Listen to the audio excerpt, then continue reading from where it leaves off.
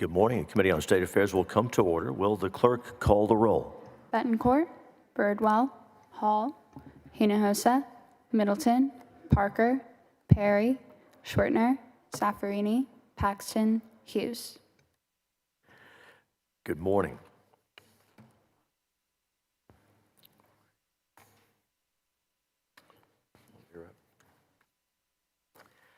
The chair lays out House Bill 3113, 3113, Representative Troxclear's bill, and recognizes its sponsor, Senator Flores, to explain the measure. Good morning, Chairman. Thank you, Mr. Chairman. Members, in some counties across Texas, elections are conducted using hand-counted paper ballots. While the practice is at the discretion of the counties, and it isn't inherently wrong, there are many issues that arise when human error is introduced in the elections process. Hand counting is costly, time-consuming, less secure, less accurate. It takes the labor of hundreds of people and multiple days to make the initial count, and that is only intensified when an error is detected and must be corrected. House Bill 3113, this bill would require counties choosing to hand count ballots to use a ballot that is capable of being scanned and tabulated by voting machines using optical scanning technology. This bill does not prohibit hand counting or require the audit of hand counting results. House Bill 3113 seeks to increase voter confidence while ensuring that counties have the flexibility to run elections as they see fit. By creating this requirement, elections can be verified quickly, accurately, and securely. Thank you, Mr. Chairman, for consideration. Any questions? Thank you, Senator Flores. We'll open testimony on House Bill 3113. Public testimony is now open, and the chair calls Cindy Castilla, Angela Smith, Jeanette Hormuth. There's Cindy Castilla, Angela Smith, and Jeanette Hormuth. Please make your way down and have a seat.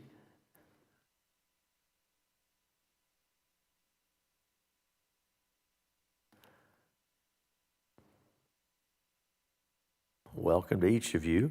We'll begin on my left, your right. Ms. Castilla, welcome. Introduce yourself and go ahead. Okay, thank you. I'm Cindy Castilla, representing Texas Eagle Forum.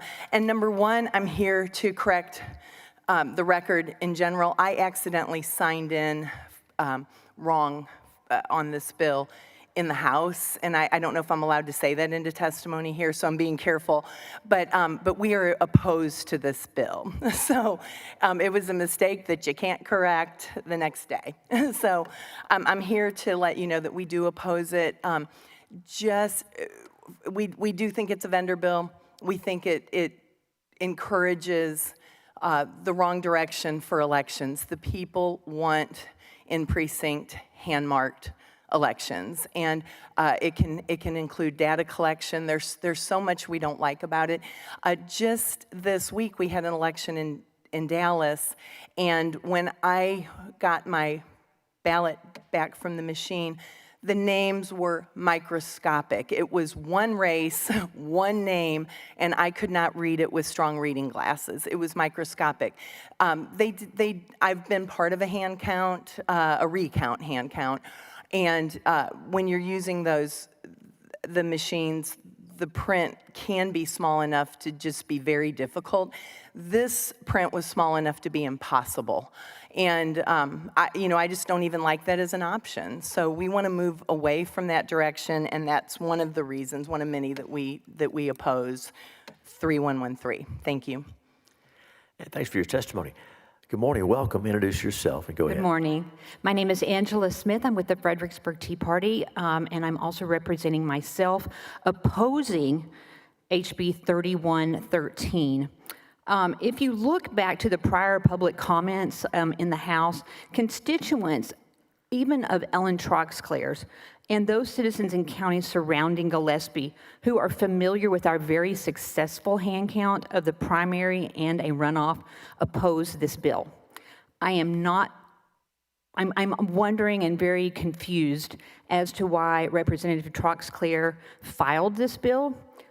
She did not speak with anyone that was on the team that actually put together the hand count, and I'm really confused as to why my own senator Pete Flores decided to sponsor it, it looks like pretty last minute. As a constituent of both of these legislators, I participated in the 2024 hand count of the primary and the runoff, and I am here to tell you it was an absolute success. All of my friends and people in the community are waiting for the next time that we get to do it. Counties seeking to hand count would be forced to purchase costly and unnecessary scannable ballots with barcodes. Now, my representative, Troxclair, removed that language from this bill. However, there is no way to scan a ballot without a type of barcode or QR code, if you will. So that is going to impede our hand count process. It's going to add expense that is not necessary. It is a vendor bill. Our ballots would have to be purchased from a vendor, and we didn't even have to do that with our hand count last time. I believe she probably removed the barcode language because President Donald Trump has already issued an executive order prohibiting barcodes on ballots. So we are not fooled by the fact that that language was removed. Thank you. Thanks for your testimony. Welcome. Introduce yourself. Go ahead. Thank you. Yes, my name is Jeanette Hormuth. I'm from Gillespie County as well, and I've been for the past 6 or 7 years, very involved in election integrity with the Fredericksburg Tea Party election integrity focus leader, but I'm also one of the leaders of the Gillespie County Echo 65 hand counting team, is what we call it. And I helped organize that. I was participant. I know all the people involved. It was an incredible event, and so I am opposed strongly to HB 3113. This bill will force small counties like ours who conduct a hand count election to contract with the voting system vendors for formatting ballots with barcodes and QR codes for scanning.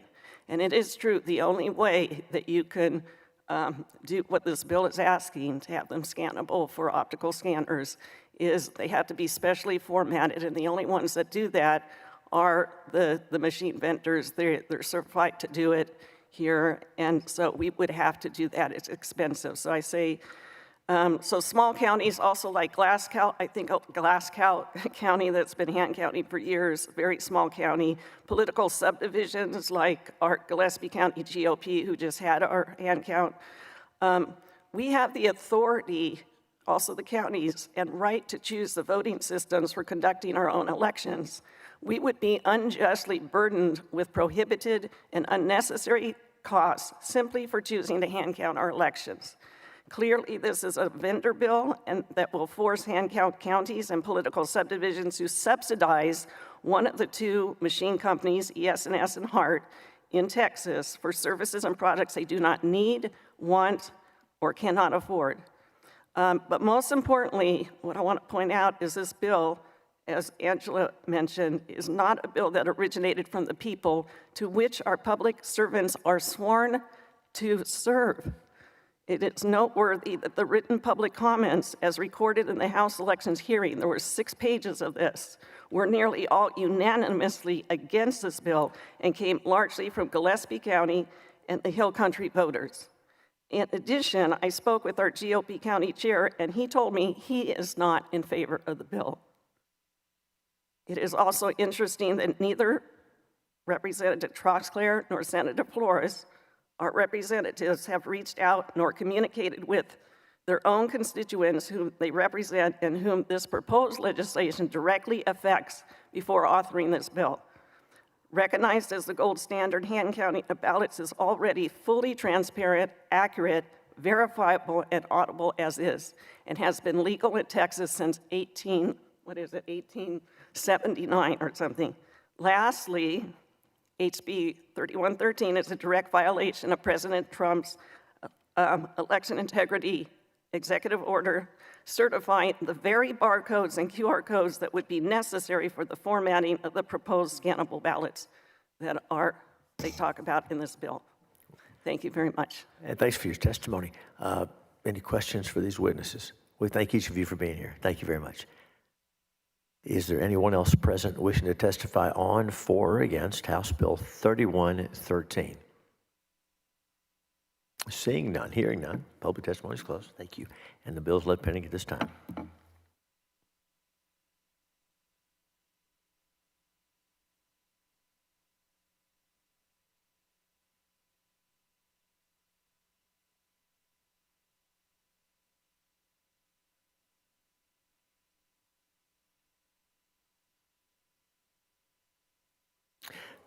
The chair lays out House Bill 4749, Representative Landgraf's bill, sponsored by Senator Parks, and we recognize our colleague, Senator Hall, to explain the measure on behalf of the sponsor. Thank you, Mr. Chairman and members. HB 4749 allows counties with a population under 1,000 to supplement their petite and grand jury wheels by pulling prospective jurors from adjacent counties within the same judicial district. This is the identical companion to SB 1888 by Senator Sparks that was voted out of this committee unanimously. Thanks, Senator Hall. Any questions for Senator Hall on behalf of the sponsor on 4749? Very well, we'll open public testimony. Public testimony is now open on House Bill 4749. Is there anyone present wishing to testify on, for, or against House Bill 4749? Seeing and hearing none, public testimony is closed. Bill is left pending at this time.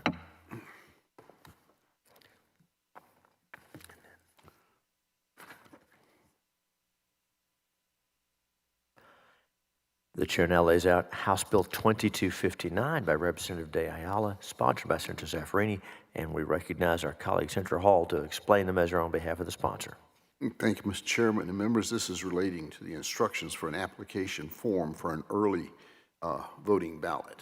Voters with visual impairments have reported difficulty reading the instructions that accompany early voting mail-in ballot applications. These instructions often are printed in small font on a half sheet of paper, making them hard to read and increasing the risk of application errors. HB 2259 would reduce confusion, prevent mistakes, and enhance the readability of mail-in ballots.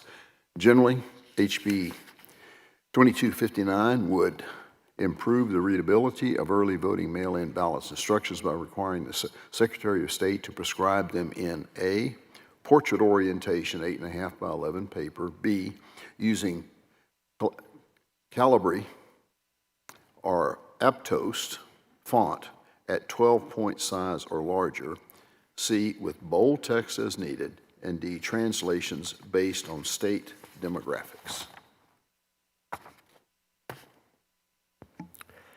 And thank you, Senator Hall. Any questions for Senator Hall on behalf of the sponsor on House Bill 2259? Very well. We'll open public testimony. Public testimony is now open on House Bill 2259. Is there anyone wishing to testify on, for, or against House Bill 2259? Seeing and hearing none, public testimony is closed. The bill is left pending at this time.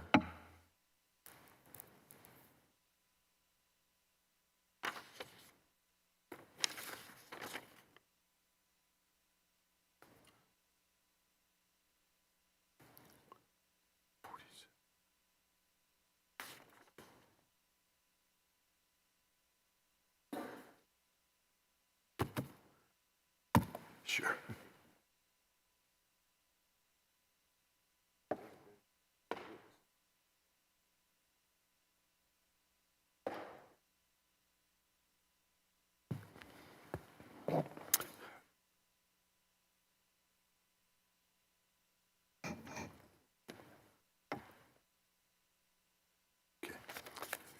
All right. The chair now recognizes Chairman Hughes on House Bill 2960 and ask him to explain the bill. Thank you, Mr. Chairman. For a long time now, Texas law has protected contractors from being forced to litigate disputes out of state, making sure that Texas businesses don't have to bear the cost of long-distance legal battles or be subjected to laws that do not align with our industry standards. In 2023, however, a Court of Appeals decision ruled that these protections could be waived, and this ruling created real problems in the construction industry and placed Texas contractors at a disadvantage in contract negotiations. Right now, contractors, particularly smaller businesses that lack resources, they face the risk of being locked into unfair venue and choice of law provisions, forcing them to resolve disputes in distant, foreign, unfamiliar jurisdictions. And senators, you understand the setting. You want to bid on you're a subcontractor, you're a contractor wanting to bid on a job, and you're told, well, as a condition, you have to agree to settle this dispute according to the laws of some foreign land, maybe in a foreign land, and it's a take it or leave it deal. These are adhesion contracts, and so for decades, Texas has said those are against public policy, but now, because of a court ruling, they're back. So House Bill 2960 addresses this by amending the Business and Commerce Code to clarify the original intent of the bill. 3 key changes. It changes the statutory language from making these contracts voidable to making them void as against public policy. It establishes that disputes arising from construction contracts must be litigated in the Texas county where the construction project is located. Just makes sense. If the project is in a certain county, that's where the matter should be handled. And it aligns venue, thirdly, with existing LIN filing requirements so that there's consistency and fairness in construction law and reduces legal complexity so you're not having to travel to multiple counties regarding the same project. It's a simple clarification, makes sense, and it's to make sure that the courts are following the law, and I'll yield. Okay. Members, any questions for Chairman Hughes? Hearing none, we'll now open it for public testimony, and we call William Irwin and Jennifer Fagan. William Irwin and Jennifer Fagan. Is there anyone else that wishes to testify on, for, or against HB 2960? Okay. Start with you, Mrs. Fagan. Get close to that mic, so it hears you. Thank you, Mr. Tell us Chairman your and name members. Position. My name is Jennifer Fagan. I'm here on behalf of the Texas Construction Association. We represent, our association represents about 3,000 subcontractors across the state. And we are in favor of House Bill 2960. We think it's a correction of a misstep that, as the chairman explained, it's a correction of a misstep by the courts. One thing I would point out in that case from a subcontractor's perspective is that the court held that when the general contractor signed the contract with the owner that included the out-of-state venue, out-of-state law provision, the court held that they waived their right to void it later on, but they also waived it for every subcontractor on that job as well, because the original contract is incorporated into those subcontracts.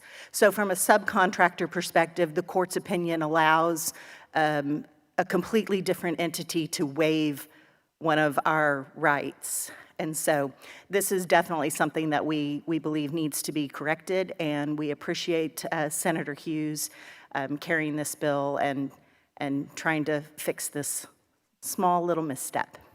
I'm happy to answer any questions, and I appreciate your time. Thank you. Okay, thank you. Mr. Irwin. Good morning. My name is Bill Irwin. I am a board-certified construction lawyer and a registered architect here in Texas. I've been practicing law exclusively in construction law for many years. And 272 has always been a safe place for us for projects occurring in Texas. This ruling out of the 14th Court in Houston has really turned that on its end. Creates a lot of complexity, especially with lien laws and other statutes.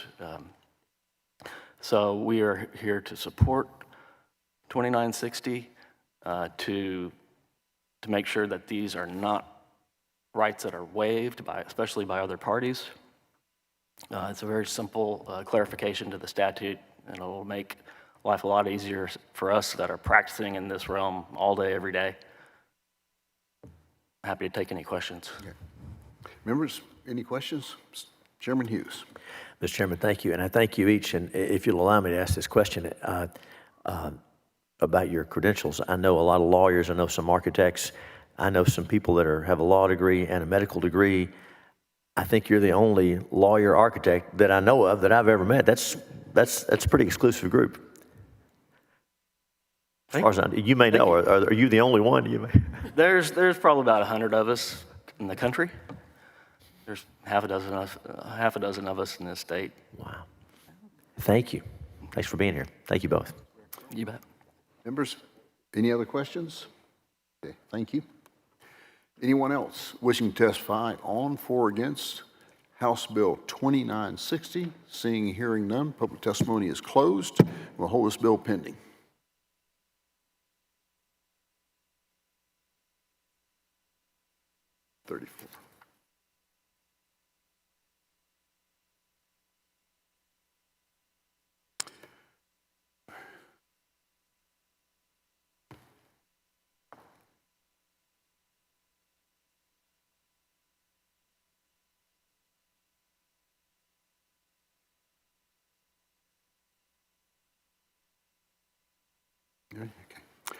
Okay, now we'll open up House Bill 34 and ask the Chairman, Senator Hughes, to explain the bill. Thank you, Mr. Chairman. House Bill 34 comes to us from Chairman Metcalf over in the House. It's about protecting Texas taxpayers, retirees, and all of our national security. Right now, pension funds and state investments can be exposed to companies tied to China, Iran, North Korea, and Russia, countries that threaten our values, our economic interests, and our national security. And we've learned in this committee, we're well aware that's not just hypothetical. This is demonstrably true. We've already seen the consequences. The Texas Permanent School Fund lost $250 million when Russia invaded Ukraine.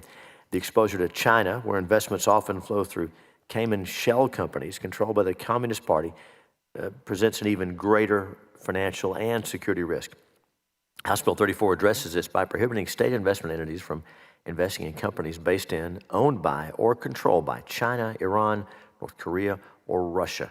It also authorizes the governor, in consultation with the Department of Public Safety and the Homeland Security Council, to designate other countries of concern in the future as threats emerge. Obviously, with a part-time legislature, it's important that we can be nimble in addressing threats as they arise, especially if the legislature is not in session. Also prohibits state deposits in banks headquartered in countries of concern. Allow state investment entities to delay in divestment if immediate action would cause significant financial harm, but any delay must be reported to legislative leadership and the Attorney General to make sure there's accountability. So what does that mean? If a concern arises about an investment, the bill says we move toward divestment, but if it would be an immediate harm to our retirees, to folks relying on this money, they've got to report to the Attorney General and leadership of the House and Senate and disclose that if they're not immediately divesting. We think that makes sense. It's a good safety valve to protect our retirees while we protect all of our national security. Many states are moving along these lines. It just makes sense. It's a strong and a reasonable step to defend our finances and our national security interests. And Mr. Chairman and members, we are working on a committee substitute to improve the bill even more. So subject to the committee's will, we'll be asking the committee to leave the bill pending for now while we improve it even more. And I'll yield. Okay, members, any questions? Okay, we'll now open public testimony, and the chair calls Michael Lucy and Kelly Curie. Michael Lucy and Kelly Curie.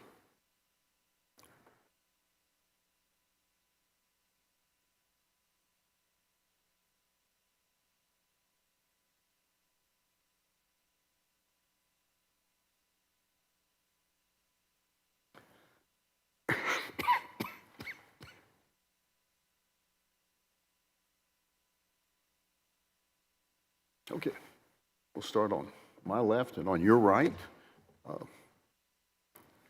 State your name, position. Thank you, Ms. Oh, was that me or you? That's you. Okay. Yes. Good morning, y'all. My name is Kelly Curry, and I am here on my own behalf and on behalf of State Armor, which works to help states become more cognizant of and resilient against the threat of malign influence by our adversaries. Am I not too? Okay. I'm speaking in favor of HB 34 this morning. I've been working on U.S. foreign policy focused on the Indo-Pacific region for nearly 3 decades, with a focus on governance, human rights, and non-traditional security issues. I've worked with the State Department, Congress, and think tanks on our most challenging foreign policy and national security issues, including the issue before your committee today, ensuring that our capital markets are not used by our adversaries to carry out their malign intentions towards our nation. When I last served as an official in the U.S. government from 2017 to 2021, I was part of the effort to push the federal government's primary pension fund, the Federal Thrift Savings Plan, which held my retirement savings and those of our warfighters, civil servants, and members of Congress, and out of Chinese equities. This included equities based in the Hong Kong Special Administrative Region, which since 2019 has lost all the prior trappings of independence from the PRC party state. We initially were able to get the thrift savings managers to agree not to invest in mainland China equities in 2020. And in 2023, the TSP announced that it would no longer be investing in any Chinese or Hong Kong equities. Unfortunately, that decision was based purely on its assessment of risk and the market, and the TSP managers continue to leave open the possibility they could reverse this decision. They continue to refuse to take national security risks into consideration in their decision-making. This puts the retirement savings of our warfighters, elected representatives, and all other federal workers at risk of supporting China's war machine, which is daily and aggressively building toward a single goal: to defeat the United States in armed conflict. This mistake is rooted in the fact that the Federal Thrift Savings Plan managers have made themselves beholden to the large financial services companies that advise the TSP, companies like BlackRock and State Street Advisors that have their own interests in the Chinese equities market. Texas and other states, who together control between $1 and $2 trillion in pension funds, have a chance to make sure that you do not repeat this mistake. HB 34 will protect Texas state pension fund holders from the risk of supporting companies that are arming our most dangerous peer adversaries and from the market downsides of these opaque and largely unregulated securities, while protecting their retirement future from the risk of geopolitical financial shocks. I look forward to your questions today and urge your support for HB 34. Thank you. All right, sir. State your name, who you represent, and your position on the bill. Thank you, Mr. Chair. My name is Michael Lucci. I'm the founder of State Armor, and I'm here to testify in support of HB 34 on behalf of State Armor and on behalf of myself. The United States has found itself in the unfortunate position of having financed the military buildup and sometimes even the human rights abuses of the Chinese Communist Party. It's understandable how we ended up in this place, because after the fall of the Soviet Union, the United States offered to the entire world to join into the liberal world order, the democracies, free trade, treating each other fairly and equally. And it was a very noble effort, but we've all since learned that those that we've determined to be our adversaries, namely China and Russia, have just taken a very different approach. They've exploited our openness to their own benefit. With respect to this legislation, they've achieved hundreds of billions of dollars in investments from state and local pensions across the country. They had previously achieved investments even from the Federal Thrift Savings Plan, as Ambassador Curry mentioned. I'll go through a series of reasons why I think it's important to divest, why I think that this legislation is important. First, we have several warnings of a potential conflict, in which case Texas could lose all of the investments that are in China. Second, these investments very likely run afoul of fiduciary duty. Third, there are certain financial structures used by Chinese companies listed in the United States that are opaque at best and perhaps don't even represent real investments. And fourth, states that have investments in China find themselves in the way of federal sanctions that could come against Chinese companies. So in terms of warnings, Admiral Samuel Paparo spoke February 13th in Honolulu about the risk of a Chinese invasion of Taiwan. He said that it's getting close, it could happen soon. Of course, if China invades Taiwan, it's very possible that the United States levies serious sanctions on China, in which case investments in China could go even to zero. if China doesn't just cancel out those investments themselves. As mentioned earlier, this is essentially what happened with Russian investments in Russia. Luckily, most states didn't have huge exposure to Russia, but those investments went close to zero when Russia invaded Ukraine. Second, on fiduciary duty, fiduciaries have a duty of care to monitor investments, investigate them, and remove imprudent investments. This is impossible with Chinese investments. They don't allow open reporting of real financial data. They've actually defined that data to be sort of national security data that they won't release. Those who try to audit these companies keep finding themselves running into trouble with the party state in China. And then leading into my next comment on the variable interest entities, those Chinese companies listed in our markets in the United States, over 90% of the market share of those companies comes in the form of a variable interest entity. What you essentially own is a claim on a shell company that's listed in the Cayman Islands that has no underlying claim on the underlying equity. Our organization, State Armor, did an analysis of the fiduciary concerns with investments in China, and one of the things I would point to is the case study of Yahoo's investment in Alipay. Yahoo owned a huge chunk of Alipay until they found out that actually owning a stake in a variable interest entity is a claim on close to nothing, when the founder of Alipay just moved the company out of that structure into a different structure and said, tough luck, Yahoo. And he also said this is fully compliant with Chinese laws, which what he did was fully compliant with Chinese laws. And last, I'll close. As we've seen, the United States, this president and the previous president have taken actions to blacklist, sanction, and generally cut off Chinese companies and perhaps the Chinese economy right now in trade between China and the United States. When President Biden blacklisted a company called Tencent on January 6th of this year, that stock fell 12% that week. And most states that have investments in China own a piece of Tencent because Tencent's actually the largest Chinese company by market cap. If you look at their large companies and you go down the list, these companies, many of them are sanctioned or blacklisted, and others are probably, teed up for the same. And so states that are holding these investments find themselves sort of on the train tracks as the United States federal sanctions plan comes running through. So it would be prudent just to get those investments out of the way of our federal government's actions. Thank you. Members, any question, Mr. Chairman?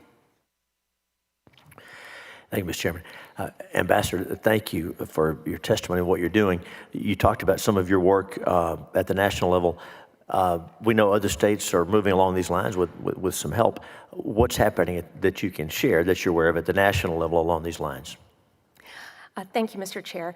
The efforts continue to pressure the Thrift Savings Plan through the Federal Thrift Investment Oversight Board, the FTIB, one of the worst named federal agencies that exists, but it's a very opaque organization. You also have what's called Peekaboo, which oversees investments in the U.S.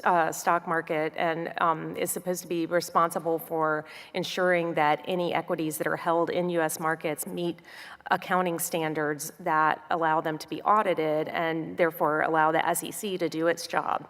Unfortunately, Peekaboo, the federal agency, again, these names, I did not make them up, that are responsible for this, don't do their jobs. They are co-opted by the financial services industry, which has huge interest in selling equities to 1.4 billion Chinese people and doing business in China at the retail level. So because these financial services firms also advise the federal and many state pension funds and advise and are big, and basically our clients and agencies like Peekaboo and FTIB are captured by the financial services agencies, you have an unholy alliance where they continue to protect these Chinese entities that have these very shady and potentially illegal under Chinese law and US law financial structures that make them law-proof. You basically cannot sue these Chinese equities if they commit fraud or it's impossible for you to have securities litigation that's successful beyond whatever interests they have in the United States. You could probably sue them for the whatever their headquarters assets and whatever bank account assets they have in the United States, but they're very careful to keep everything offshore. So they've really made themselves law-proof. So this is an ongoing struggle at the federal level. For now, FIRTIB and the Thrift Savings Plan have announced that they will no longer be investing in Chinese equities, but they claimed that this was a market decision and it was due to their fiduciary duty on the basis purely of investor returns. They continue to refuse that they have any duty of care when it comes to geopolitical considerations. They say that those things are wrapped up in the risk calculation that the market bears and that those things are already priced into the equities. But I think we've seen very clearly over the past 5 years at a minimum that that is not true, that the market is not great at predicting black swan events. And so therefore, considering that I think we are probably everybody in this room is probably better at predicting geopolitical events than the market as a whole at this point. It would be wise for the state to get ahead of what the slow-moving federal government is doing and make the considerations here part of law. And that would relieve your state pension fund managers of the need to justify this on a fiduciary basis. Thank you. Thank you, Mr. Chairman. Senator Parker. Thank you, Mr. Chairman. Appreciate your testimony, both of you being here so much. Ambassador, just a quick question, you're probably not going to have the most accurate data here as of May of 2025, but at our peak as a nation, looking at all 50 states, what was our level of investment, into Chinese equities broadly? You have a sense of that? Across the board, not necessarily state by state, but just the total level of exposure for American states broadly into Chinese equities? Thank you, sir. Basically, I'll just use a pretty crude math formula. The way that most states invest is they track market funds, market-based exchange-traded funds, ETFs. They may, their investment fund managers may modify the ETF formulas, the basic algorithms that are used to put a basket of stocks into an index for the state. That's what they charge for. That's why they charge you a fee, is because they're going to not just take a plain vanilla emerging markets fund, but they're going to tweak it a little bit for you and then charge you more, right? That's how they make money. So, but a lot of these emerging markets funds they were weighted up to a certain level with Chinese equities. And most of them were between 20 and 30% Chinese equities. Some of them more, some of them, on the low end of that, but the average was around 30%. So if you were, let's say that $1.5 trillion was the amount of money that states had in the market at any given point in the past 5 years, and then 10% of that was in emerging markets funds, and 30% of that was in Chinese equities. Okay, thank you very much. And I'm not good at math, I'm a lawyer, so you're gonna have to get a calculator out to figure out what that number is. Yeah. No, very good, very good. Senator, if I may, roughly we estimate 100 to 200 billion state and local pensions across the country. There's a report from a group called Future Union that state and locals put in a new 68 billion into China after the Russia invasion, so really kind of out of the frying pan into the fire. And one other thing I think that I should note where Texas is again leading is the Attorney General in the state of Texas is joined with 16 other Attorneys General in a letter to America's financial managers where they ask about I think 8 or 9 misrepresentations and failed disclosures about the fiduciary risks of investing in China. And one thing to point, and this is why there's so much money that has gone in, is they ask about potential mixed motives of large asset managers, particularly BlackRock, because it was within months that BlackRock achieved the first access to the Chinese savings market. Within months of that, they changed their advice to American investors to triple or quadruple their exposure to China. That was in 2021, so they got access to China's market. Within months of that, they told American investors, and they structured funds the same way, to triple or quadruple exposure to China, which was disastrous advice. Those markets are way down since they gave that advice. And there are 17 attorneys general, as I mentioned, who are beginning to make inquiries about that, the mixed motives of that advice. And if I can just add, sir, at the time that BlackRock was, the CEO of BlackRock, Larry Fink, was out openly saying that all emerging market funds were underweight China by 30%. Most of them already were at 30%, and so he was advising them to add another 30% to make emerging markets funds approximately 60, at least 50, over half of their funds should be weighted toward China. That was at the time when they were negotiating market access into the Chinese retail equities market. And at that time, BlackRock controlled $10 trillion in assets under management. That they are a market unto themselves, and when they are doing things like that, it creates massive incentive structures to migrate funds into these, and they were talking their own book, as Mr. Lucci said, in a very meaningful way. And I think that was exposed by the attorney generals and by others who campaigned against this. I was part of some of those campaigns at that time, but it continues to be a huge problem with these, with the interests of these financial services firms that really desperately still want to get into the Chinese equities market and make money there. And so it is very difficult to say that they are being true to their fiduciary duties to the states that they are advising if they are also trying to get into the Chinese equity market. But again, just for clarification, based on your back-end math, about $300 billion is probably the high level in terms of state exposure into the Chinese securities market at the peak, whenever that peak was, if that was 4 years ago, 5 years ago, whatever it might have been. Yeah. Okay. I would say that's about right. Thank you very much. Okay. All right. Any other questions? Okay. Thank you very much for your testimony. We appreciate it. Anyone else care to testify on, for, or against House Bill 34? Hearing none, public testimony on HB 34 is closed, and we'll hold this bill pending.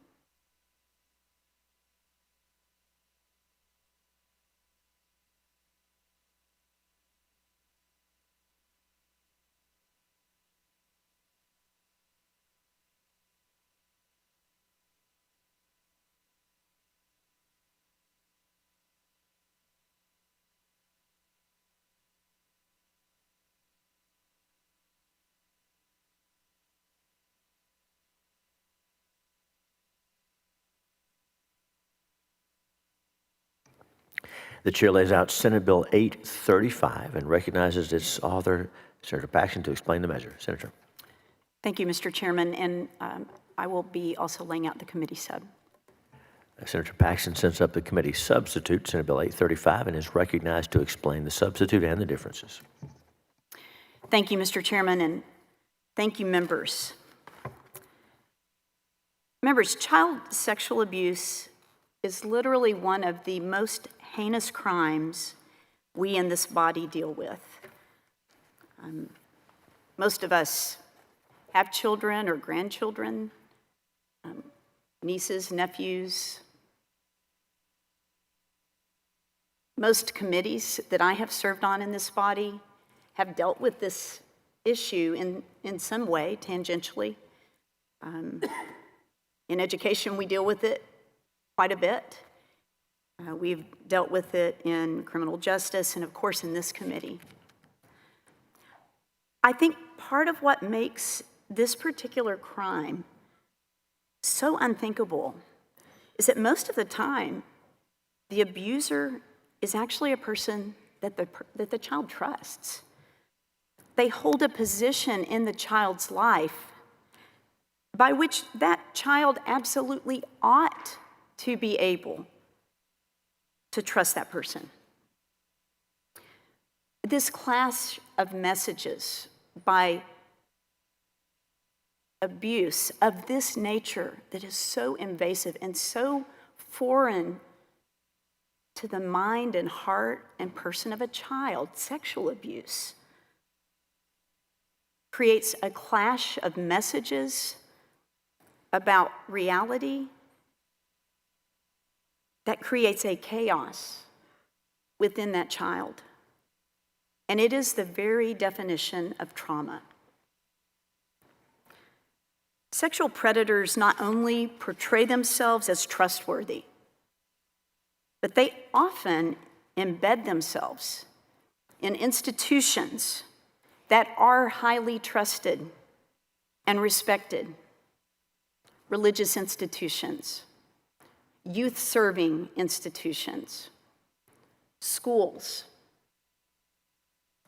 And they do this, among other reasons, for two big reasons: to perpetuate and cloak themselves in the trust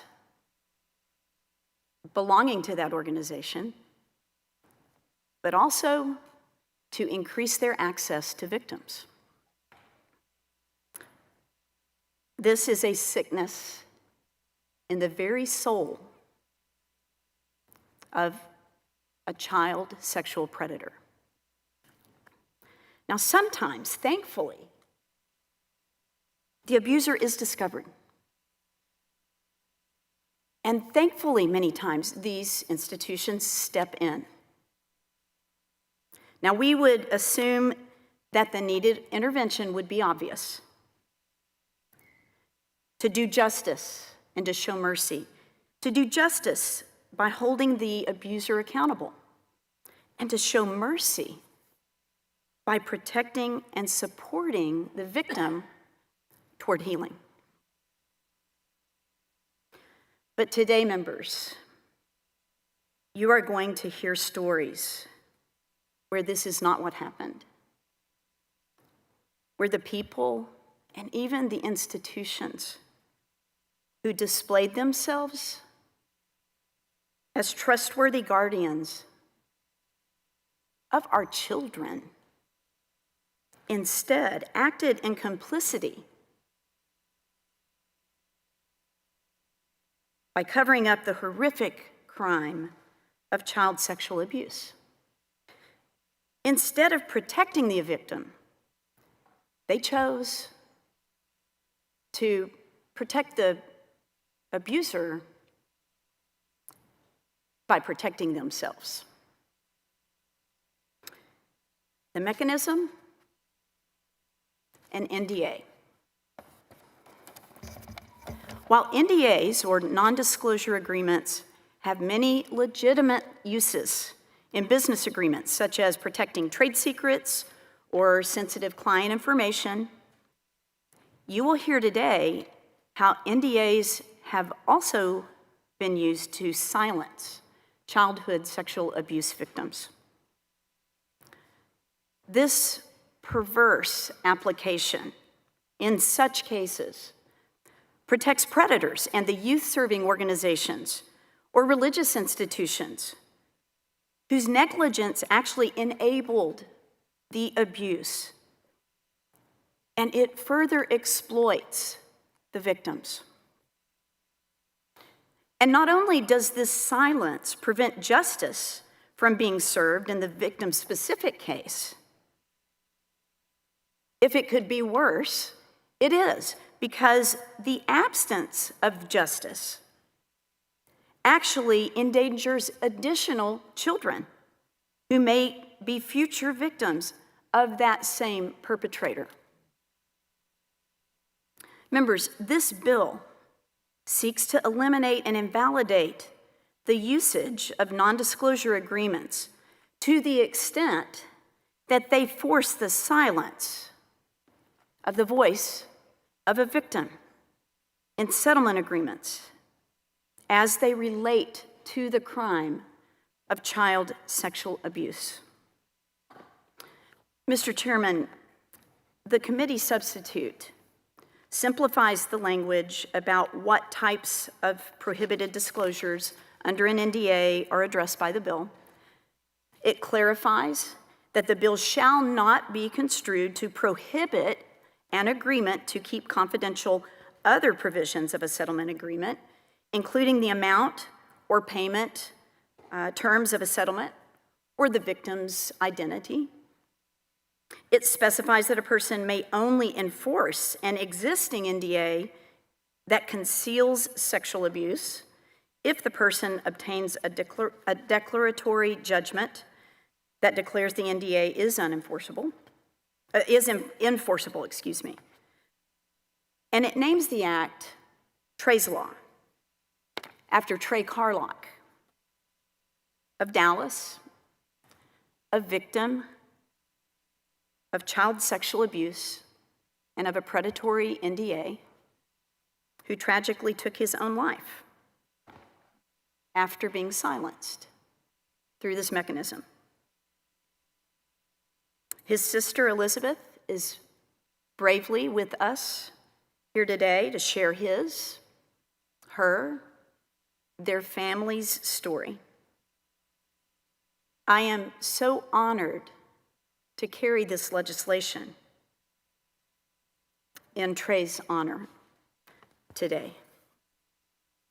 Members, telling the story is central, essential to the healing journey of victims of child sexual abuse. And the decision of how or when or where or with whom to share that story should be the decision of the survivor, not the decision of the abuser.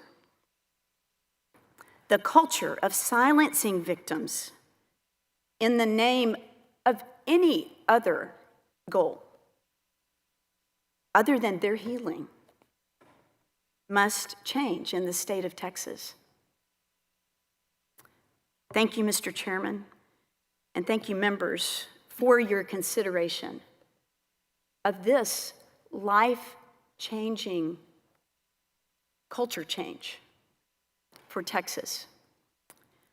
And Mr. Chairman, I also have the House bill to lay out. Thank you, Senator Paxton. The Senate bill is still before us, and it will remain. Shortly we'll be hearing testimony, but we want to ask the sponsor of House Bill 748 to lay that out. So the chair lays out House Bill 748 and recognizes Senator Paxton to explain the measure. Thank you, Mr. Chairman. And thank you, members. Members, House Bill 748 is identical to the committee substitute language that I just laid out for Senate Bill 835 with an exception. The House bill applies to usage of these instruments regardless of the age of the victim. And I'd like to share that my exposure and introduction to this issue was in the context of specifically child sexual abuse.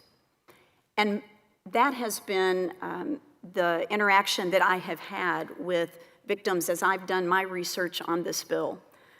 But I appreciate very much what the House bill does. Now, both bills, the House bill and the Senate bill, were both originally filed as exclusively applying to child sexual abuse victims. But the House version added a committee substitute at a certain point to include any victim, regardless of their age. And I think this is worth our consideration as well. And I appreciate your consideration as we listen to these witnesses today. Thank you, Mr. Chairman, and thank you, members. Thank you, Senator Paxton. Members of the committee, are there any questions for the author on Senate Bill 835 or the sponsor on House Bill 748 before we begin testimony? Senator Parker, you're recognized. Thank you, Mr. Chairman. I just want to thank Senator Paxton for bringing this forward. I think it's essential that we do this, and looking forward to the testimony and moving this legislation forward very rapidly. So thank you very much for bringing it forward, and looking forward to hearing, unfortunately, all this, the horrific tragedies of people that have suffered through this. We know that child sexual abuse is at epidemic levels. We know that it knows no boundaries. It affects everyone of every race, every creed, every religion, every ethnicity, poor neighborhoods, rich neighborhoods, everywhere. And it's a darkness that we must always call out. So I appreciate you so much bringing it forward, Senator Paxton, and look forward to the testimony. Thank you. Thank you, Senator Parker. And, you know, there are folks here in this chamber today that are here to testify because of their experience, and they're here sharing their stories.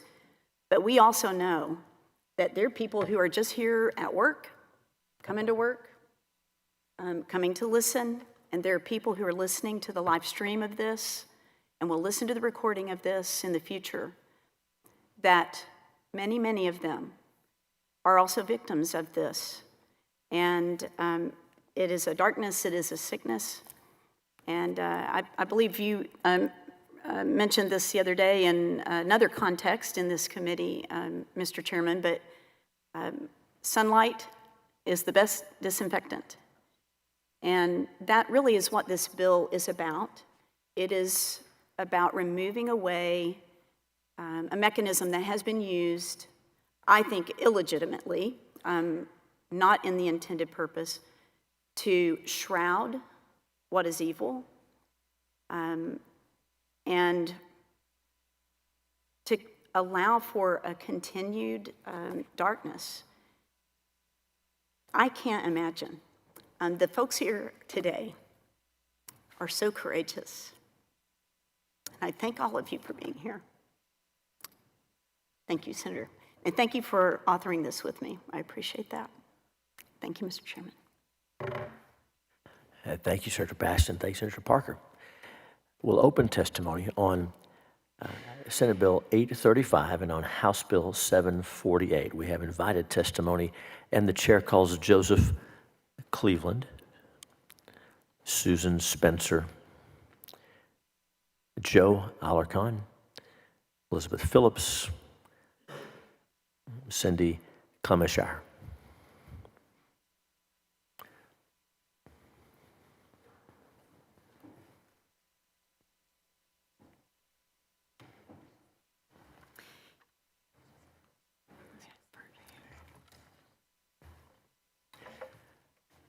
Welcome to each of you. If you have some documents to give us, the gentleman over here will help you with those. Welcome to each of you, and we're going to be recognizing you in turn. And when we do, just of course, introduce yourself and then give us your testimony. And then first we'll begin with Ms. Phillips. And so get close to the microphone so we can hear you. Introduce yourself and go ahead. And thank you for being here. Thank you, Chairman Hughes and committee, for inviting our testimony today.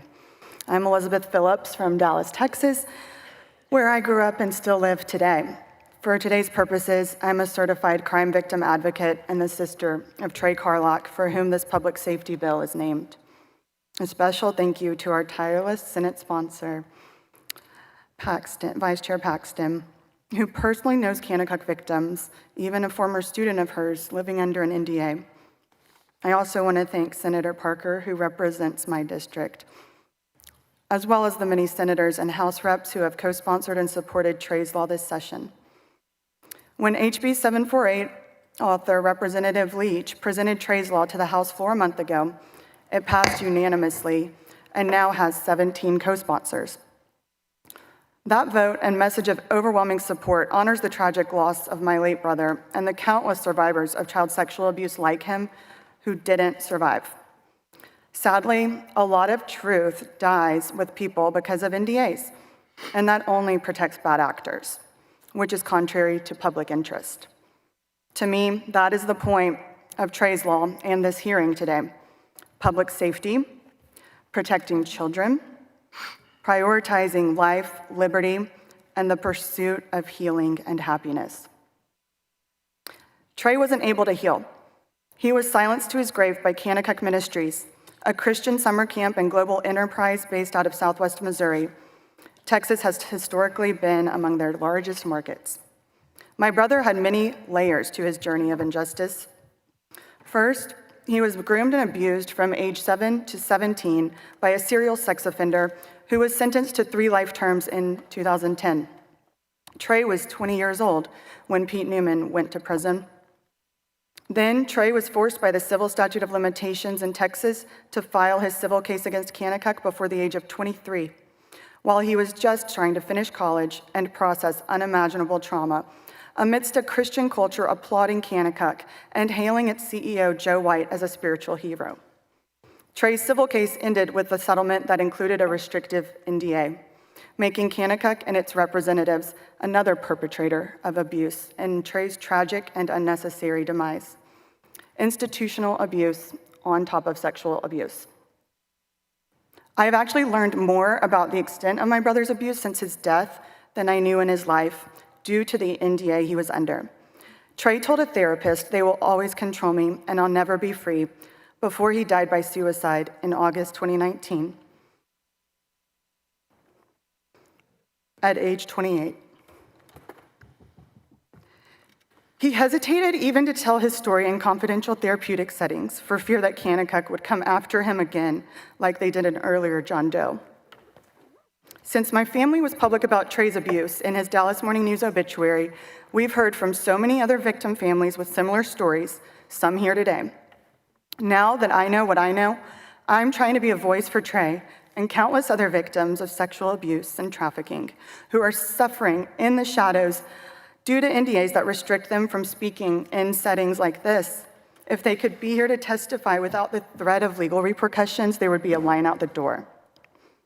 Some of the Kanakuk NDAs I've seen are multiple pages long.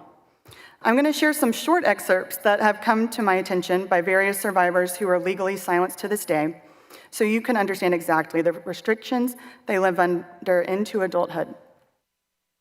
Here's one. Plaintiff agrees to refrain from publicly criticizing, ridiculing, disparaging, or defaming any of the released parties or persons to any third party with or through any written or oral statement or image, including any statements made via websites, blogs, postings to the internet, emails, or social media at any time following the execution of this agreement. Another version states, the parties agree that neither party will make any written or oral statement portraying the other negatively. Any breach of this confidentiality clause shall constitute breach of this confidential settlement agreement and release, allowing the parties to seek damages for such breach. The releasers, the victims, have executed the same for the purposes and intents contained therein by their own free individual act and will. These are minor victims of childhood crimes. Until very recently, when some brave survivors broke their NDAs to speak with investigative journalists, dozens of Kanakuk victims believed that they were the only ones who had been abused there because the story barely reached the media. So when the floodgates opened and survivors coalesced around a petition asking Kanakuk to release victims from their NDAs, we garnered nearly 30,000 signatures in a matter of months. Kanakuk's initial response was a public statement and blatant lie that they do not use NDAs. Those of us who knew better called that out, so they said they do use NDAs, but it's only at the request of the victims. Survivors called out that lie, and Kanakuk changed their tune again, admitting in an open letter from Joe White that they use NDAs, but it's their insurance company that makes them do it, and in order to avoid repercussions, victims should not disclose settlement terms. Kanakuk won't come clean, and we're not giving them any more chances. With your help, we're going to change the law. The law on NDAs must be clarified because we cannot trust institutions to do the right thing.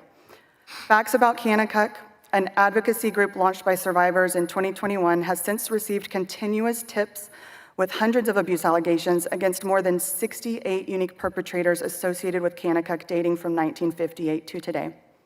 We learned about a new one just last week. The same family has been at the helm of Kanakuk throughout, while victims have been lawfully hushed by state-sanctioned NDAs Kanakuk and its insurers demanded behind closed doors with intimidating attorneys. That is exactly what led my brother to a psychotic break and a downward spiral thereafter. So for my family, it's no exaggeration for me to claim this as a matter of life and death.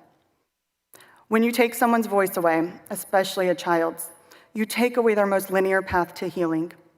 When you muzzle victims, kids, college kids, survivors of any age, it conceals important information from the public domain. Trey's Law should be a welcomed and minimum measure of justice so that future sexual assault victims do not have my brother's outcome. There's a quote that says, "Shame dies when stories are told in safe places."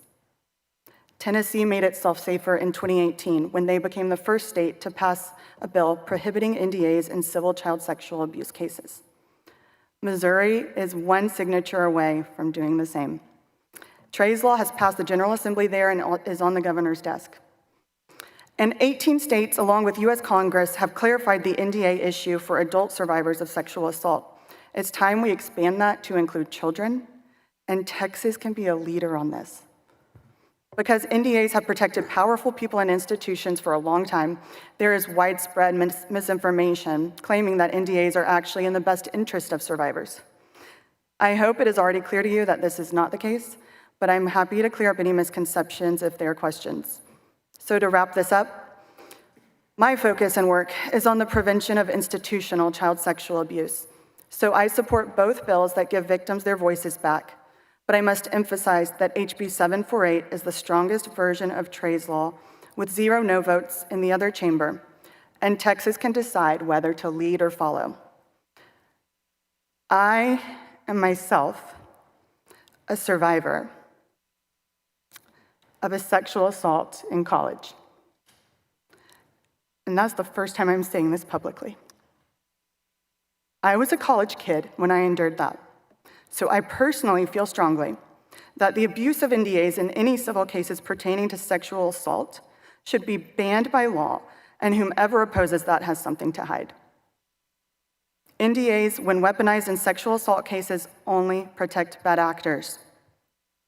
My request to this committee is whichever version you decide to go with, put that in the House bill and vote the House bill out promptly so we have a chance to get this to the governor's desk by deadline this session. I'm asking my home state to pass Trey's Law this session as an urgent matter of public safety. There have been 17 suicides associated with Kanakuk abuse known to date. I know Texas stands on the side of life. All emotion aside, this is just good policy. NDAs are for trade secrets, not trauma secrets. Full stop. Thank you for hearing me and the brave witnesses to follow. I'm prepared to take any questions. And thank you for your testimony. Thank you for being here. Thank you. Now, we would, if y'all have a preference as to the order you wish to go in, otherwise I'll just go right to left around the table. Is that okay with y'all? Very well. Introduce yourself. Give us your testimony. Welcome. My name is Cindy Clemishire, and I am going to share my testimony with you. Thank you so much for having me and including me in this opportunity to change our laws and protect children. I grew up in Hominy, Oklahoma, and I was groomed and abused beginning at the age of 12 and continued for 4 more years. I finally told someone when I was 17 years old. Robert Morris was a traveling evangelist at the time from Texas, and later became the founding pastor of Gateway Church in Southlake, Texas. He and his wife and children stayed in our home when he was preaching at my church. They quickly became family friends, people my parents and others in my community trusted. My abuse started on Christmas night, December 25th, 1982, when I was 12 years old. That was the night he made the premeditated decision to violate and defile my innocence and purity. I want to be clear so you understand exactly what we are talking about. This man, trusted by so many as a preacher of God's word, took advantage of a vulnerable child. I was wearing my favorite pink pajamas with bloomers. He touched me in a way that under Oklahoma law is classified as rape by instrumentation. The word rape often brings to mind brutality, but these predators are calculated. They don't just groom the child, they groom the parents and others around them to gain access. The abuse is often subtle, gentle, not to protect the child, but to keep the child confused and quiet. When Robert finished his first assault on me, the very first thing he said to me, and I quote, "You can never tell anyone because it will ruin everything."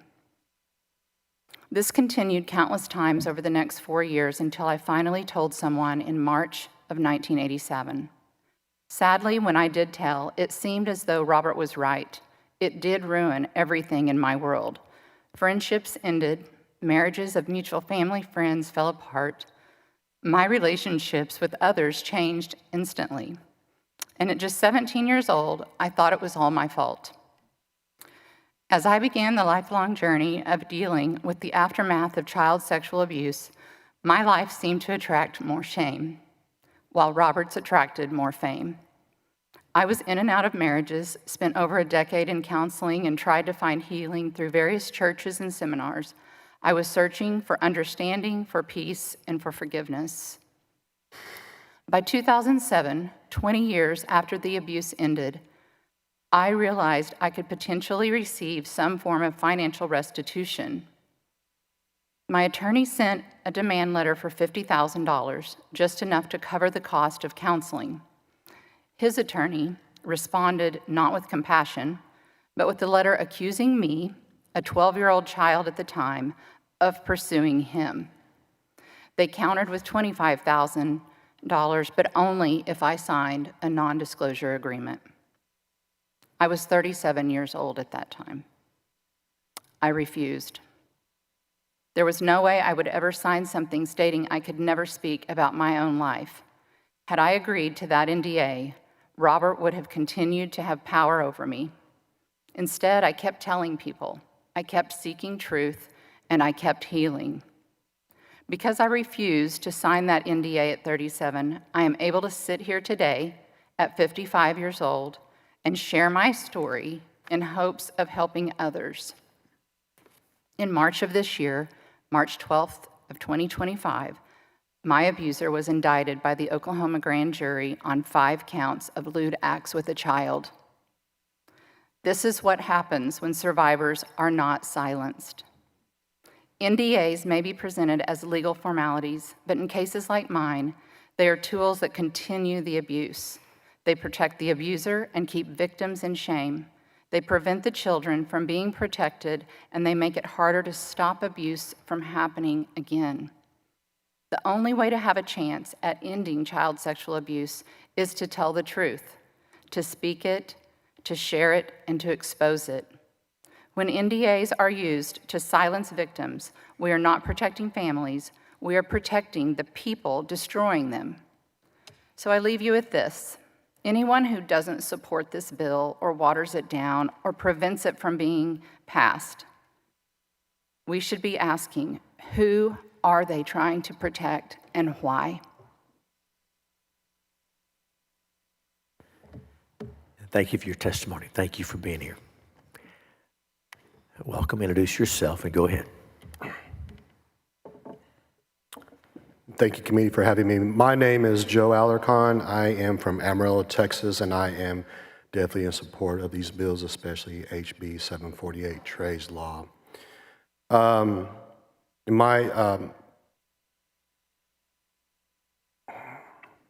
come as a father to a victim, my son Ashton. I told somebody one time that as we prepare for testimonies like this, that it comes at a price, that in order for us to change the future, we have to go back to our past. And the past is hurtful. The past is hard to deal with and it's hard to recognize.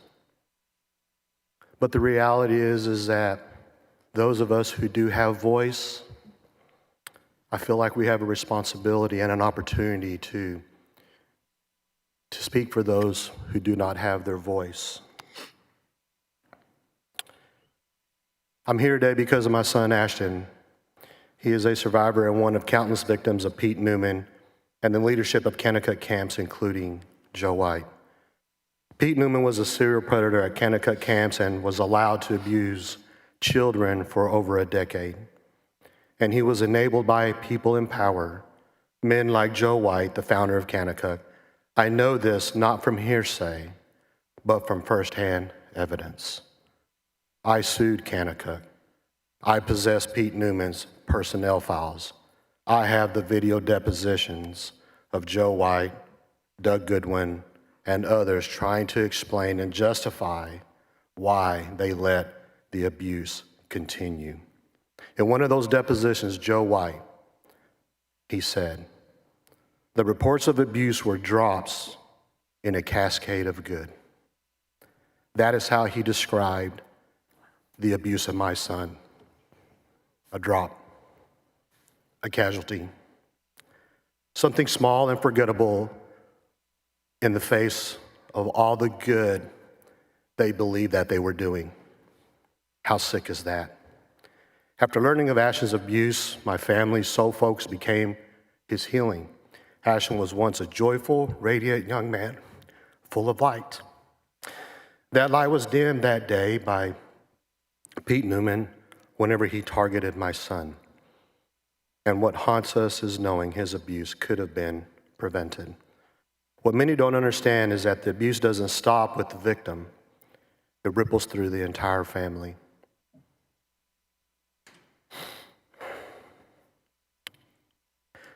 Three years ago, I lost my son, Preston, Ashton's younger brother.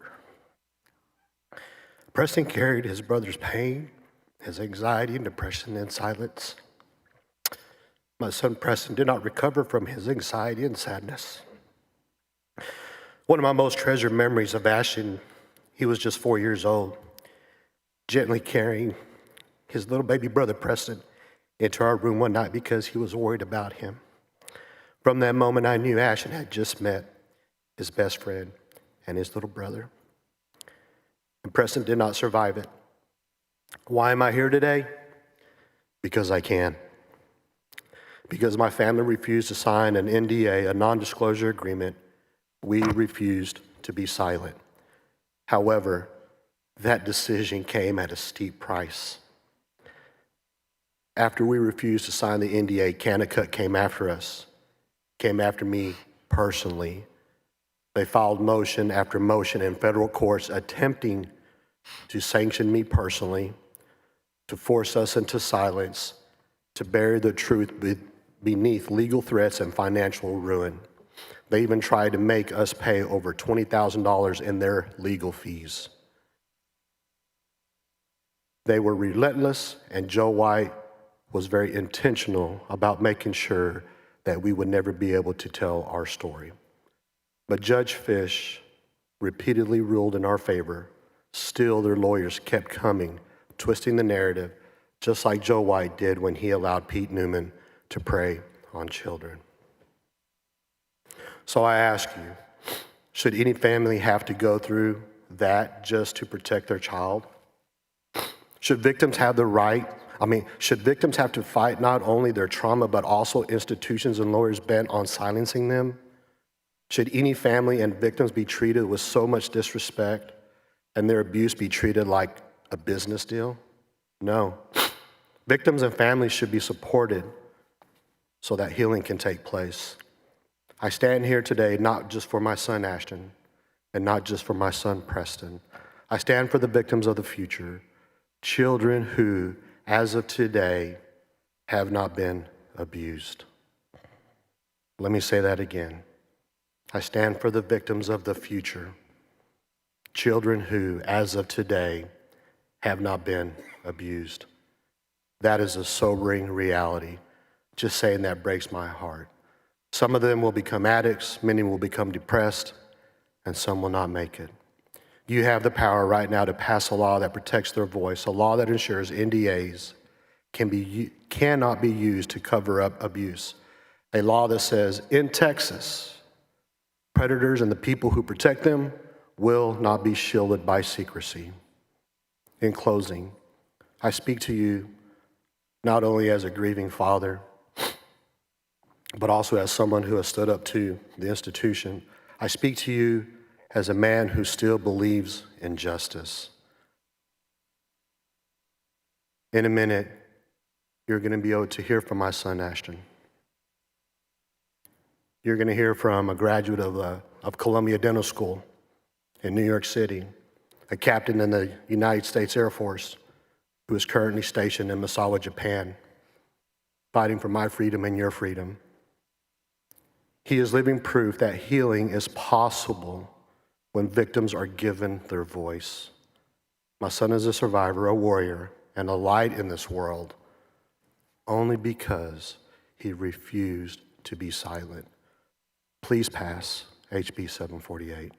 Protect our children, honor our families, and ensure that no more light is stolen in the name of justice. In the name of silence. Thank you. Thank you, Mr. Alarcon. Thanks for your testimony. Ms. Spencer, welcome. Introduce yourself and go ahead. My name is Susie Spencer, and my father actually was a pastor. Get a little closer to the mic because we want to be able to hear you. This is important. Thank you. So, my name is Susie Spencer, and my father was a pastor. My mother was a church secretary. And when I was 3 years old, my mom gave me over to him. She said she was tired of being raped herself, and I took her place. I was not the only one that was abused by my father. Throughout Texas here, in different churches where we bounced around, many other kids were mistreated, and teenagers. They met when they worked at Lester Roloff's down in Corpus Christi, and their goal was to help troubled teens, but instead they ended up hurting them. It took quite a long time for me to overcome the fear and the shame and the pain to be able to come forward and go to the police over the stuff that they did. I actually was only 40 when I finally went to the police, and I found out that the statute of limitations had passed.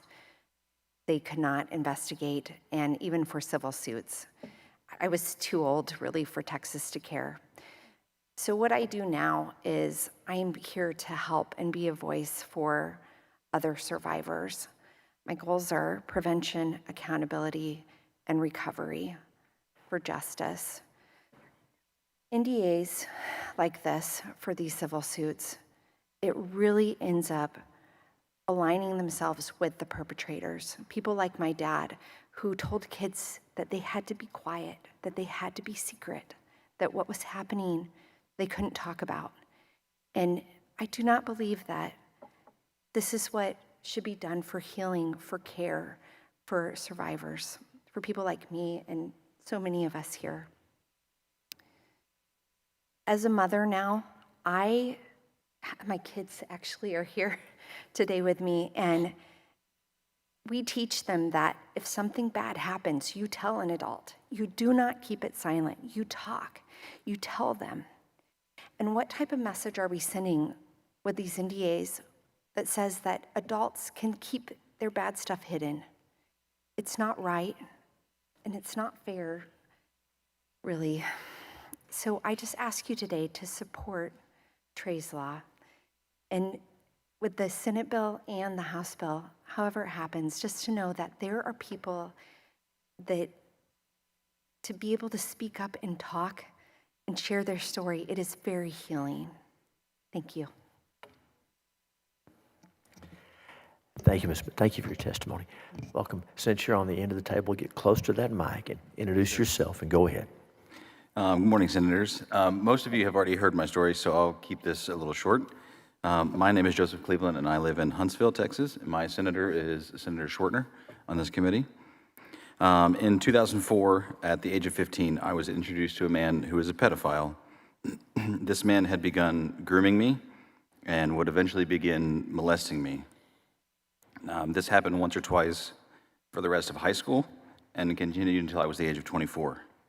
Little did I know this man was already working alongside a college ministry called Chi Alpha and the Assemblies of God Church for at least 2 decades and had already molested other boys, for which he had served 90 days in an Alaska jail for that. Pastors in our ministry tried to convince students, many of whom were also victims, to write letters of lenience on behalf of the survivor, on behalf of the abuser. When I was abused in 2005, the statute of limitations in Texas at the time were until the age of 23. At the age of 23, I was still being molested by this man. For a significant amount of time, the leadership in the Assembly of God, which was the denomination I had been a part of, knew that this man was a registered sex offender, did not take the needed steps to rid our ministries of him. I was one of the first victims to come publicly forward in 2023, and for nearly 20 years, I had told no one, not even my wife, who is here. Myself and 5 friends, some of them even pastors in the Assembly of God and other victims, started to call our friends, figuring that there had, of course, been other men who had been abused. We heard for about 6 months dozens of stories, and we ended up finding over 40 victims, most of which have no intention of ever coming forward. They just want to move on with their lives and, move on in peace. The majority of these men also will never see justice because they were technically adults when it happened because they were college students. We then all watched in horror as NDAs were used to insulate the organizational leadership, to cover themselves, to use NDAs as a fog of ignorance to hide behind it. Because of this, justice has not been served in a lot of cases. Since then, the Assemblies of God has even tried to dismiss valid civil claims of negligence, has sidelined victims like myself and others in the investigation process, and have still even tried to use NDAs against minor victims, who are still minors to this day. My wife and I have a rule in our house with our kids. No secrets. The night before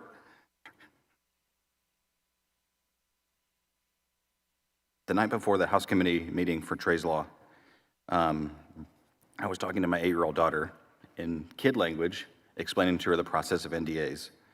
And she said, if you keep it secret, doesn't that bad person keep hurting children? And she's 100% right. An 8-year-old understands that.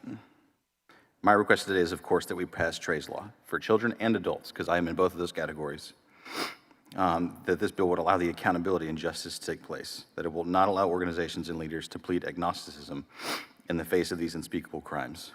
Thank you, committee. And thank you for your testimony. We thank each of you, and we're going to have some questions for you, so if you don't mind staying with us and helping us get the full picture. Senator Paxton, you have the panel. Thank you, Mr. Chairman. Again, thank you, all of you, for being here today and telling your story and helping those of us who have been fortunate enough not to go through this experience to understand it better. And as I say that I know people who have gone through these things, and I just don't know. The day I filed this bill, back in the spring, I went back to Dallas and I had dinner with a friend who I've known for 30 years. And as we were walking into the restaurant, my friend said, "Thank you for filing that bill. That happened to me." We've talked about all sorts of things, and it's not a lack of trust between us. It's hard to talk about, but it's different, don't you think, to choose when to talk about it, and you may choose not to, and to be unable to talk about it. And that's what I've heard you say. I wanted to just ask a couple of questions. Elizabeth, one of the questions that, as I've been working on this issue and talking to lots of people, because I want to understand it fully, one of the things that has been asked of me or said to me is that there are victims who want to do an NDA. And Cindy, you explained that you did seek to recover some damages to pay for counseling and everything.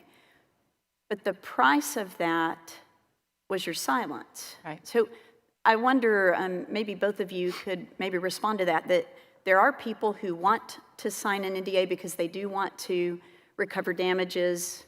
Isn't that just a choice, and doesn't that actually help them? And I wonder if you could both respond to that. I'm not surprised you've gotten that question. It's actually one of our FAQs, and I brought those materials for the committee. So yes, we're talking about the misuse of NDAs. There are proper uses of NDAs, for example, to protect the Coca-Cola recipe or other IP, trade secrets, for security reasons, when you don't want to give everyone your house alarm code, for example. There should be the opportunity to keep certain things confidential in contracts. However, it may sound good in theory to say survivors should be able to request a mutual NDA in a civil settlement agreement. But this approach plays out in a way that has led to opposing parties agreeing to settle only if the plaintiff requests an NDA.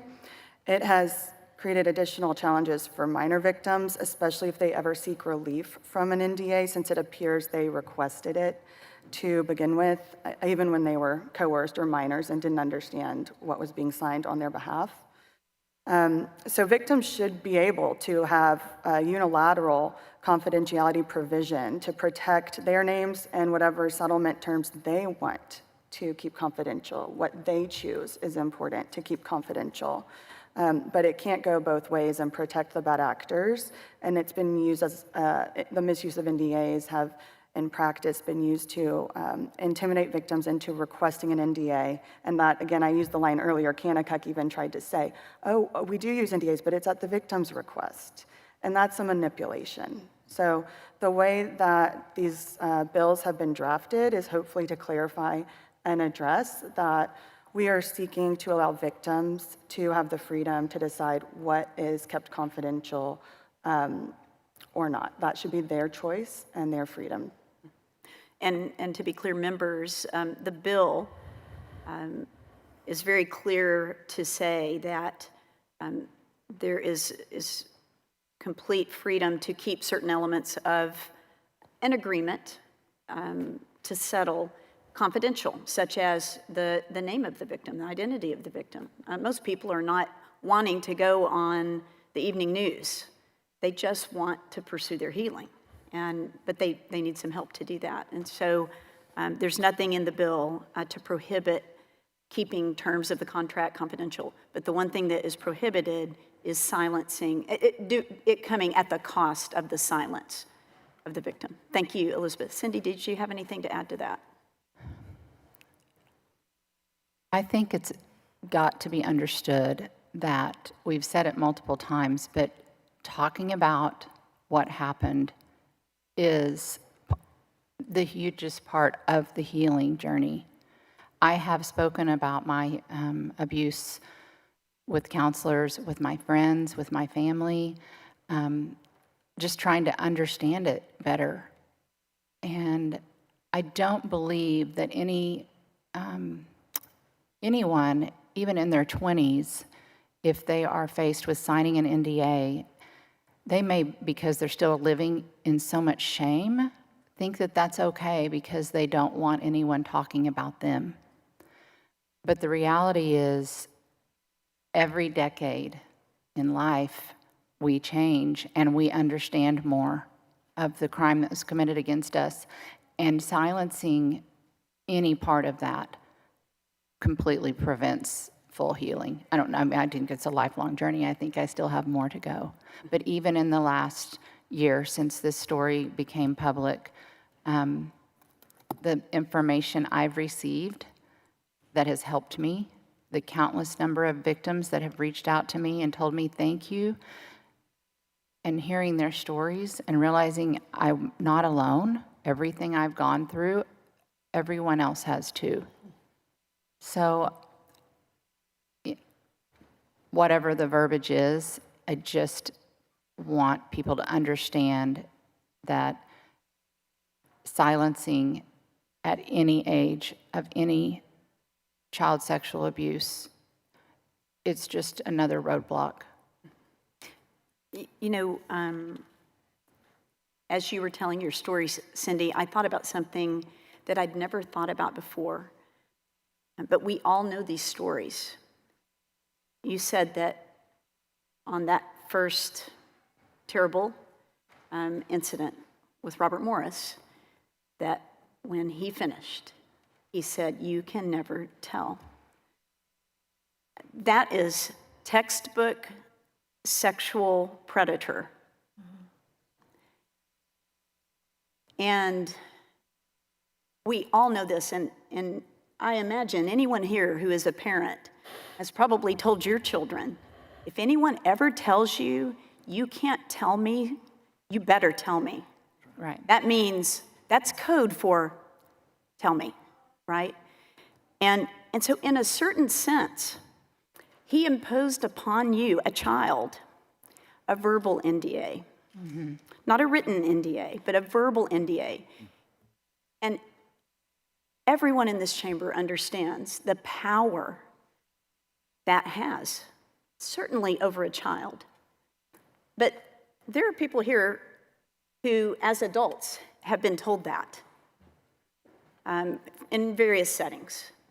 We all know that something is wrong when someone tells you you can never tell. It doesn't matter what it's about. And sir, Yes. thank you for being here. And I'm looking forward also to hearing the testimony of your son. Thank you. I have a daughter who was a captain in the Air Force. Awesome. Love it. You know, you mentioned this is not just a tort. This is not just a tort. And I can't imagine the pain of hearing someone describe the most devastating thing as a drop in a cascade of good, as if somehow that makes it okay. Right. Thank you for sharing your story. All of you, your courage is tremendous, and I believe with all my heart, as a believer, I mean, I know that, Mr. Chairman, we've talked about this, senators, we've talked about this, but for those of us who are believers,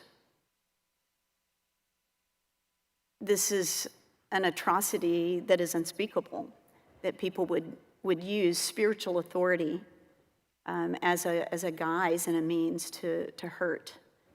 And what you're doing today will set people free, and because the truth sets us free. Yes, sir. I was just wanting to, you asked a really great question because I want to speak to you as a father who dealt with that very issue whenever people ask a question, well, what if somebody wants an NDA? Real quick, in that moment, in that time, me and my family, we were not in a place of even knowing what we wanted and what to do. This is the time for the state to stand up for us. This is the time for the state to say, that is not good business. It's not smart. Today, you're in shame. Today, it's embarrassing. Today, it's hurtful. Today, you do not have voice. But there will be a day where you're going to need your voice. My response is when people ask that, I ask that the state of Texas preserve my voice until I find my voice and am willing to use my voice. If I choose not to use it, that's my choice. However, please preserve it, because Kanakuk and their attorneys, they came after us hard. I'm a lay person. I don't know what being sanctioned or in a federal court, whenever I'm being sanctioned in a federal court, that's scary because you're left up to the courts as to what's going to happen to you. My prayer is that families do not have to go through what I went through. And at the time, the only reason I did not sign that NDA in that moment was because of my son Ashton. It wasn't because of me.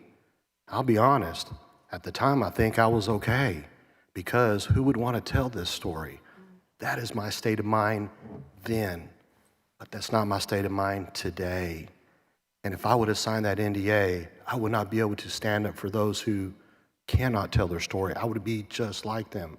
But my son Ashton said, Dad, I want to be able to tell my story one day. Not today, but maybe one day. And that was wisdom of a 14-year-old boy. So that's my request. Protect our voice. Let the law say, no, that's not allowed, because there will be a day when you're going to need your voice.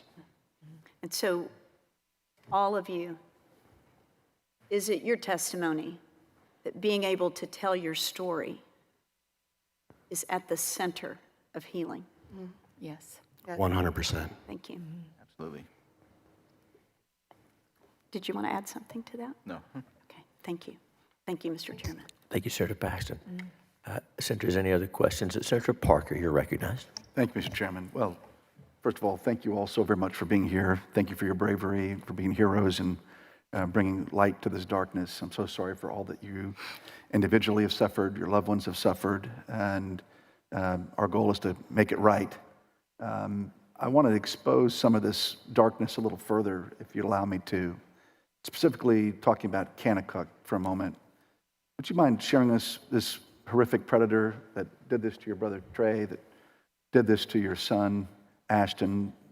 Where is that individual today, and what is the position right now of Kanakuk? And I'm just absolutely so angry and furious to hear how they attacked you, came after you maliciously. And something that's supposed to be, obviously, as Senator Paxton referenced earlier, have a spiritual component, I guess, to what it's supposed to be about. And the utter disregard for human life and for the suffering of your loved ones. So would you just give us an update on that? I want to understand that for a moment a little deeper, if I could. I'll speak to as far as Kanakuk and Joe White, and maybe, there's been zero accountability for Joe White, for Doug Goodwin, and for the board and all of leadership. The same leadership that allowed my son to be abused is still in leadership today and at large. There has been zero accountability. Joe White and his staff has been able to be very strategic in controlling the narrative, including the Attorney General, including the law enforcement there, that there was no sexual crime that has ever been taken place. So therefore, a failure to report was not enforceable. Then whenever it did become enforceable, or people started to leave office, new people come in, statute of limitations expired. So therefore, Joe White at this point in time is clear when it comes to statute of limitations, because from the beginning of Pete Newman's tenure, he was caught already doing these things, sexually abusing kids at the beginning, which is in his file, which I have in his personnel file immediately. But Kanakuk's strategy and Joe White's signature was, we're going to try to rehab this guy right here, because it was just a bad decision that he made. So for 10 years, he's been trying to correct his behavior, and foolishly, they even documented part of this strategy. So nothing has ever taken place. They're still at large. Legacy and tradition has played a huge part in their still being in existence today. May I add to that? Please. And thank you for the question. No one has been terminated as a result of Pete Newman's crimes. 2 years after Pete Newman was indicted on multiple felony counts, there was another perpetrator at Kanakuk arrested for abusing 5 boys. And yet they tout themselves as having the gold standard in child protection plans. It's actually on the approved list of trainings under Jenna's Law in Texas. And so they've done a really good job of protecting and preserving their reputation. They've used legal tactics to buy enough time so that victims are out of statute.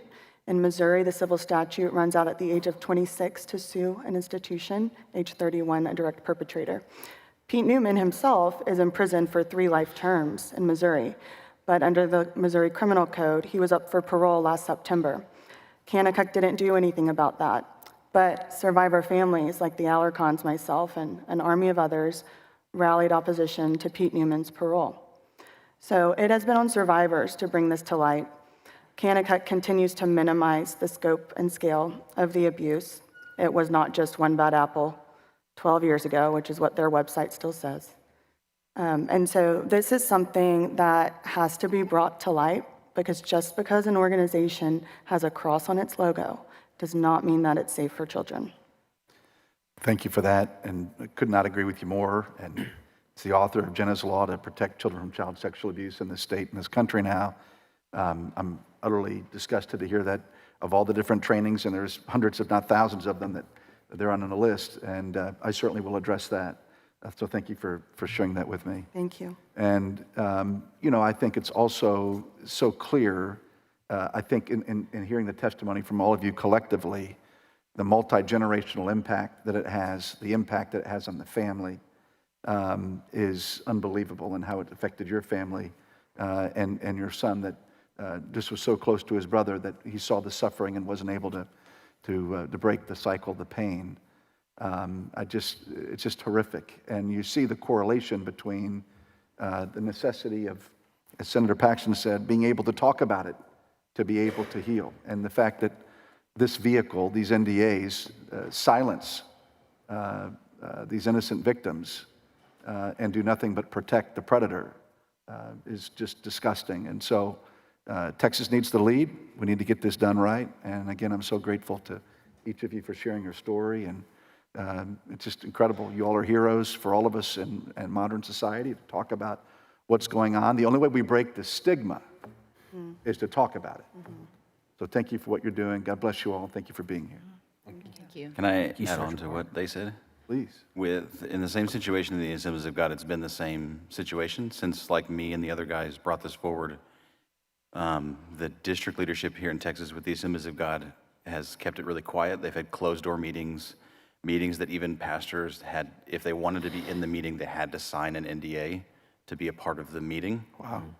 Or for fear of losing their jobs, which I don't blame them for the pressure of, like, what do I do, sign an NDA or not have a job? Like, I don't blame them for signing it. And then the national leadership, when this like kind of hit the news a little bit, the superintendent of the Assemblies of God described it as a hiccup. It's a local event. It's just one university, but there was 40 adult men over 6 different college campuses, and there's like multiple lawsuits. There's multiple criminal charges. And the abuser, for me and many others, is in jail right now in Waco, awaiting trial this summer. So it's a pattern of, it's a playbook that they use. So sorry. Silence. So they, as an organization, they've not acknowledged it. They're just dismissing it, trying to fight it in the courts. And they have the very lawyerized statement on their website. But other than that, like I tried to go to business meetings to bring attention to other pastors in the denomination who had no idea what was going on because nothing was said to them. And at one meeting, I was shouted down, and I said I was out of order. Pastors told me to sit down, and all I was trying to do was just tell them what happened. So. So sorry. And then I think also one other element, I think about your brother, Elizabeth, and that it was, 10 years from the time that he was abused, that 10 years of suffering, that not being able to talk to a counselor, not being able to talk openly and freely is what exacerbated the pain and anguish. I mean, year after year, it just accelerated and got worse because of this damn NDA. So I recognize it. I see what's going on. Thank you for, again, bringing clarity to what's happening and allowing us to be able to do the right thing here. Thank you. And thank you, Senator Parker. Senator Paxton, you're recognized.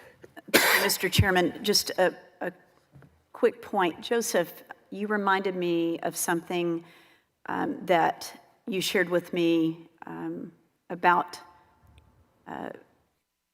the use of NDAs with employees. And that's not something that we were talking about, but this is another misuse of this tool. Yeah. Are you saying basically that employees were required to sign an NDA as a condition of continued employment? I don't know about that specifically, but there was one, he's called a presbyter. He's over kind of like a section of churches in Texas, and he said to enter the door in the meeting, before they even knew the topic of the meeting, there was a team of lawyers that they had to sign an NDA, before they even knew what the topic was. I think the use of this tool, which is a business tool, it's fine. It's neutral, and it has good uses and bad uses like any tool. But even as a means of intimidation, I think, among employees in an organization to keep people silent. And again, I'm just so reminded of what I've told my own children, what my parents told me. If someone tells you, do not tell, you cannot talk about this, something is wrong. Yeah. Thank you. We thank each of you for being here. In a moment, the committee is going to have to stand in recess so that the Senate can come into session. We have a number of folks who want to testify, who we want to hear from, and we will. Everybody gets to tell their story. That's important. And we're here for that. And so I'm going to ask our invited witnesses if you'll stick around for a few minutes so the members of the committee can greet you, if you'll hold tight for just a moment. And again, for those wishing to testify on this bill or a couple other bills we have, the committee will be coming back here after the Senate recesses or adjourns this afternoon. So you've got some time if you need to step away and take care of business or eat some lunch. But when the Senate adjourns or recesses this afternoon, the committee will be coming back again for the other witnesses who want to testify. And again, we'll ask you guys to stick around 2 minutes so we can visit with you. And thank you. And with that, if there's no other business at this time, before the committee, we stand with great thanks to our committee team and the Senate team that keeps us going, and for each witness testifying and remaining to testify, the committee stands in recess up to the call of the chair. Good morning.